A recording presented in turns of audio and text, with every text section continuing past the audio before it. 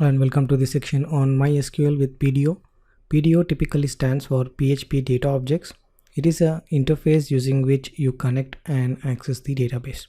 Okay, so we'll write some PHP code and we'll try to connect our MySQL database, and we'll execute all the SQL statements with this section.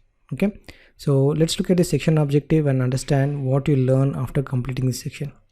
Okay, after completing section, you will be able to understand how to create tables using the PHP MyAdmin.